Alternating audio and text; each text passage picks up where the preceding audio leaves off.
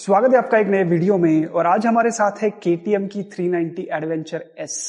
ये KTM 390 का adventure का S यानी स्टैंडर्ड मॉडल है। थोड़ा बात करते हैं इसके स्पेसिफिकेशन के बारे में। सबसे पहले बात करेंगे इसकी ऑन रोड प्राइस की।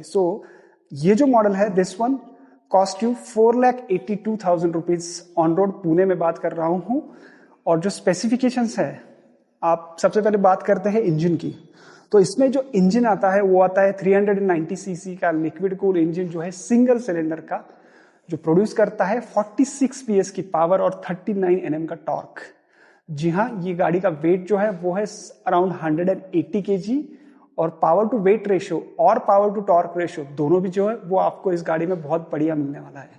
अब बात करते हैं नेक्स्ट जो बहुत इंपॉर्टेंट टॉपिक है लोगों के लिए, वो है सीट हाइट। तो मेरी हाइट है 5 फुट 7 इंच और जो ये गाड़ी की हाइट है वो है 830 mm। तो आप मैं इसके ऊपर आपको बिठा के दिखाता हूं कि कितना पैर मेरा जमीन को टच हो रहा है। So this much I am able to touch. So I am not able to do the flat foot, however I am able to do the tiptoe on this one. So the seat height is also quite manageable. So if you are someone 5'6", 5'7", you are able to manage this perfectly. और बाकी बात करें इसके features के बारे में, तो front का जो व्हील है वो आता है 21 इंच का, पीछे आपको 17 इंच का व्हील मिलता है। This is the standard variant. तो इसमें आपको स्पोक व्हील मिलते हैं जो कि बहुत ही ऑफ रोड सेंट्रिक इस बाइक को बना देते हैं। फीचर्स की अगर बात करें तो आपको इसमें ड्यूल चैनल ABS मिलता है। You will get traction control as well, और नॉर्मल ट्रैक्शन कंट्रोल नहीं, you will get cornering ABS as well as the cornering traction control as well on this bike. All over जो lighting है इसकी वो आपको LED setup में मिल जाएगी। Upright sitting position है और एडवेंचर प्लस एडवेंचर टूरिंग के लिए अगर आप ये बाइक देख रहे हो, this is the perfect bike. I think Indian market में देखा जाए तो इस बाइक के कॉम्पिटिशन में सिर्फ रॉयल एनफील्ड की हिमालयन 450 आती है। बट हालांकि वो जो बाइक है उसका वेट थोड़ा सा ज्यादा है और बहुत लोगों का आपने सुना होगा कि वो जो बाइक है वो थोड़ी सी टॉप हेवी लगती है। वैसा इश्यू आपको इसमें नहीं मिलता। This is pretty much light weight. You get all the electronic feature. इसमें आपको कलर TFT डिस्प्ले भी मिलता है। इसमें आपको टर्न बाय टर्न नेविगेशन भी मिलेगा, मोबाइल पेयरिंग भी मिलेगा। प्लस इसमें जो बेनिफिट है, जो कि फीचर है, इसमें क्रूज कंट्रोल आपको स्टैंडर्ड मिल जाता है। प्लस इसमें क्विक शिफ्टर भी है और जो क्विक शिफ्टर है वो बाई डायरेक्शनल है, तो up and down both way में क्विक शिफ्टर वर्क करता है, which is very convenient when you are doing on the long touring. Plus आपको सामने ये जो बड़ा सा विंड स्क्रीन है ये भी मिल जाता है। So if your height is somewhere around 5'6", 5'7", there will not be any wind buffeting. तो ये आपको काफी हद तक विंड प्रोटेक्शन भी प्रोवाइड करेगा। इसके जो मिरर्स है वो भी काफी वाइड है, तो रियर विजिबिलिटी में भी आपको कोई इश्यू नहीं होगा। And this is overall an complete package from the KTM India. तो चलिए इसको चलाते हैं और देखते हैं जो स्पेसिफिकेशंस पेपर पे नजर आते हैं क्या सच में वो वर्थ है। हालांकि हमने चेक जो किया था वो था KTM का 390 एडवेंचर S जो स्टैंडर्ड मॉडल है, बट टेस्ट ड्राइव के लिए तो सिर्फ एडवेंचर X ही अवेलेबल है। दोनों गाड़ियों में हालांकि ज़्यादा कुछ डिफरेंस है नहीं, सिर्फ व्हील साइज का डिफरेंस है। ये वाला जो है अलॉय व्हील है, 1917 सेटअप के साथ ये बाइक आती है। फीचर्स तो बाकी आपको दोनों में ही सेम है, इंजन वगैरह सब कुछ दोनों में सेम है। इसकी विंडशील्ड भी काफ़ी अच्छी लग रही है, तो इसका मैं पहले मोड चेंज करने का ट्राई करता हूँ। तो इसका जो एक यूनिक थिंग है ना KTM का, वो है जो मोड है वो ऑफ रोड मोड सबसे ज़्यादा पावरफुल होता है। और इसकी सीट हाइट 825 mm है as compare to 830 that you get on the KTM 390 adventure S जो स्टैंडर्ड मॉडल है। और जो मेजर डिफरेंस मुझे लग रहा है इसमें और जो RTX में, इसकी सीट हाइट RTX 300 से थोड़ी कम लग रही है। सो वो 835 है, 825 है, बट इसका जो सस्पेंशन है ना वो थोड़ा सा मतलब जब आप बैठते हो तो नीचे चला जाता है, which is quite good. So seat height इसका एकदम मैनेजेबल है, तो आपकी हाइट थोड़ी कम भी रहेगी ना। RTX will be difficult to manage, adventure X will be much easier. और भाई साहब क्या हैंडलिंग है गाड़ी की। So this is quite impressive. So ये स्पीड काफ़ी तुरंत पकड़ रही है, तो initial acceleration is superb on this one.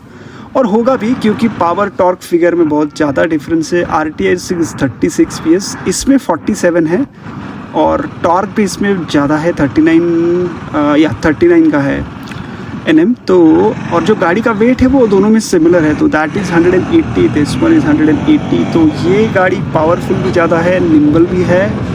हालांकि जब इसका कैरेक्टर ना मुझे थोड़ा सा डिफरेंट लग रहा है, तो जैसे ही मैंने गाड़ी स्टार्ट किया ना, तो उसका आवाज़ जिस तरह से आता है और वो जो वाइब्रेशन है ना, आपको ज़्यादा फील होती है, मतलब स्टैंड स्टिल पे आई एम सेइंग। तो जैसे जैसे आप स्पीड बढ़ाओगे, तो अभी जैसे मैंने 80 वगैरह टच किया ना, तो एट दैट टाइम मुझे ऐसा लगता है कि वाइब्रेशन थोड़े से कम हो जाते हैं। तो this is like opposite character of what you have in RTX का ऐसा है कि सिटी स्पीड में आप चलाओगे ना 60, 70, 80, तो उसमें इतना वाइब्रेशन फील नहीं होता है। बट ये वाला जो है वो सिटी स्पीड में ही इसका वाइब्रेशन फील होता है। तो इंजन का कैरेक्टर थोड़ा सा अलग है डेफिनेटली। और जैसे जैसे आपका स्पीड बढ़ता है, देखिए अभी अब जो जा रहा है 60, 70, इसमें वाइब्रेशन थोड़े थोड़े कम हो जाते हैं। और इसका मैंने रिव्यूज़ में भी काफ़ी लोगों ने ये बोला था कि you know that this bike जो है वो क्रूजिंग के लिए बनी है, हाईवे स्पीड के लिए बनी है। तो 80 to 120 जो उसका जोन है KTM का, that is the one which you don't get any vibration at all. तो हो सकता है कि इसका वैसा ही थोड़ा सिमिलर कैरेक्टर हो। और इसका जो बाई डायरेक्शनल क्विक शिफ्टर है ना गाइज, ये भी काफ़ी स्लिक है, तो वो सट काम करता है। तो अभी जो मैं गियर चेंज कर रहा हूँ, आई am not using the clutch at all, और वो एकदम सट करके गाड़ी निकल रही है। एक तो इसका एक्सेलरेशन क्विक है, ऊपर से बाई डायरेक्शनल क्विक शिफ्टर, तो मतलब हाईवे पे तो आपको इसको चलाने में मज़ा ही आ जाएगा। तो दिस इज़ रियली गुड। और इसका जो सामने का जो विंड स्क्रीन है ना, मुझे ऐसा लगता है कि ये थोड़ा सा बड़ा है as compare to what we have in RTX। तो इसमें थोड़ा विंड बफेटिंग का इशू नहीं आ रहा है मेरी हाइट के लिए for 5'7", which is quite good. May be जो बीच में गैप दिख रहा है ना, वो कुछ तो कर रहा है, तो थोड़ा सा हवा आ रहा है, which is no keep you cool, but wind buffeting is absolutely not there. एक चीज़ जो मैंने नोटिस की, जैसे मैंने बोला, जैसे जैसे स्पीड ड्रॉप होता है ना, बाइक का थोड़ा सा वाइब्रेशन लगता है। तो फुटपैक पे भी वाइब्रेशन है, और हैंडल बार पे भी वाइब्रेशन आते हैं। और ये इंजन का अभी हीटअप भी मतलब काफ़ी होता है। मतलब ऐसा नहीं कि अभी उसका रेडिएटर का फ़ैन किक इन हुआ है। तो अभी मैंने स्पिरिटेडली जब उसको ड्राइव किया, और जब मैं अभी स्लो स्पीड पे अभी यू टर्न ले रहा हूँ, तो थोड़ा सा हीटिंग जो है वो मुझे फील हो रहा है। Nothing prominent, but I think this is the character of the KTM। तो यस, इन सिटी में इसको यूज़ करना will be difficult, I would say, if you are not used to the vibration and the heating. और KTM is known for it, you know, KTM के engine जो होते हैं वो सारी हाई कंप्रेशन और ये रहता है, तो इसमें हीटिंग थोड़ा होता है, फ़ैन भी किकिंग होता है। हालांकि अभी फ़ैन किकिंग नहीं हो रहा है, बट मैन जिस तरह से ये गाड़ी ट्रिपल डिजिट स्पीड पे जा रही है ना, सो 90 is like you don't feel anything. Okay, तो इसका handling is very top notch, और वो आप एकदम कॉन्फिडेंटली वो स्पीड पे लेके जा सकते हो, which is a good thing about this. So yeah, whether you last me, I am impressed with the KTM। Yes, performance, जी हाँ, vibration and heating not that much. तो I came from the speed 400, I know how much heating that bike has. तो this one is ना little bit comparable to that speed 400, और इसमें acceleration वगैरह भी मुझे सिमिलर लगता है। हालांकि इसमें थोड़ा ज़्यादा एग्रेसिव है, बट आई थिंक जो SUV का एडवेंचर का जो इसका स्टाइलिंग है ना, वो इसके फेवर में काम कर रहा है, क्योंकि विंड वगैरह जब ये निकल जाती है ना, it is easy to cruise on this one. तो चलिए इसका ट्रैक्टेबिलिटी स्टेट भी कर ही लेते हैं। I am coming to standstill, the bike is in first gear, no accelerator input, and bike is picking up comfortably. बहुत ज़्यादा पावर है बाइक में, तो फर्स्ट में तो बाइक विदाउट एक्सीलरेटर इनपुट चलेगी। चलो सेकेंड लगाते हैं, no accelerator input, and bike is picking up comfortably. Powerhouse, this bike is a powerhouse. क्या थर्ड में यही चमत्कार कर पाएगी बाइक? थर्ड लगा दिया एंड इजी पीजी। तो थर्ड गियर में भी बाइक स्टैंड स्टिल से मैं उठा रहा हूँ without any accelerator input. Impressed, what about fourth में ये चमत्कार होगा क्या?